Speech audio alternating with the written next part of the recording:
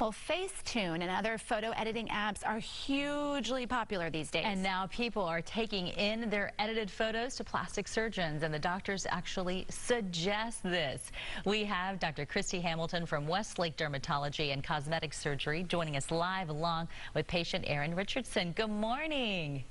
Good morning. Good morning. How are you? So I'm intrigued by this. Why do you say to bring in those edited photos? Does it actually help you really figure out what they're looking for?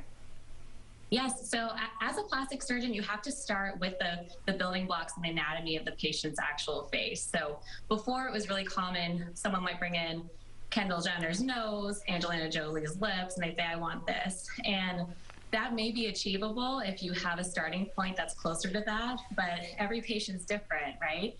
So when patients started bringing in these filtered images of themselves or Facetune images, at first, I was a little hesitant because we want to make, you want people to feel comfortable in their own skin. But what I realized after this started happening more and more often, it was actually a great thing because this is a edited version of themselves. And what I do as a plastic surgeon is exactly that. I'm surgically editing their face. So it's actually something that I think is a great tool. I have one of my patients here with me today. And what I do now in consultation, patients will bring in their edited photos, and then I'll actually take formal professional plastic surgery photography and then have those photos. And together with the patient, I will edit their face with them and then make sure that we're on the same page too about what we're doing. So it brings them into the office, and then it also is something that I take to the operating room with me. Now, Erin, I understand you had chin liposuction, and we do have a before and after to show. I imagine you're satisfied with your results, but how much of this did you really, really want versus, was it social media saying, I should look this way? Oh, no, it was something, I think social media plays some sort of role, but it was something I solely wanted to do for myself. I have a 2-year-old, gained quite a bit of weight in my face, and no matter what I did to work out, eat healthy, all of the things you should do, I just could not get rid of the stubborn fat around my face.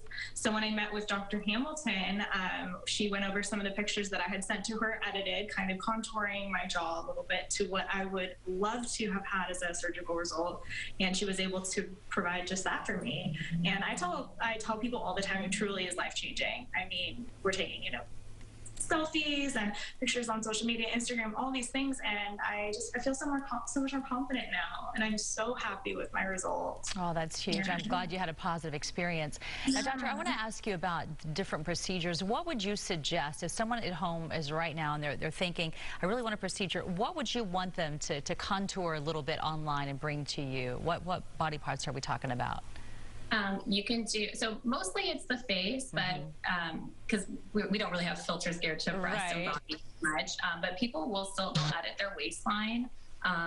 You can do that still, but mainly it's noses, it's face, it's lips, it's jaw lines, brow lifts, things like that. And I think it can be something as simple for those that aren't as adept with Facetune, as simple as a filter. Patients will send me filtered faces to my Instagram when we're getting ready for surgery sometimes. Or if they're more adept with Facetune, they'll actually just edit it, and then we go over, what's realistic and what's gonna stay in the digital land. And doctor, you said something earlier about how you were, a little hesitant at first to, sort of encourage this and people bringing in their edited photos. Do you think that female beauty standards are moving to a dangerous place, or are you comfortable with the way it's going?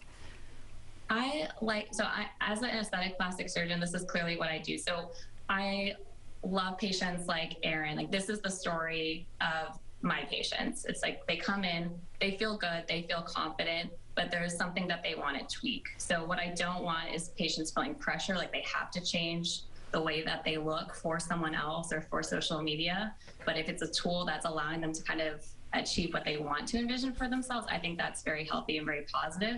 But I spend a lot of time when patients come in for fillers, younger patients sometimes with these kind of over edited, the lips that are just not natural.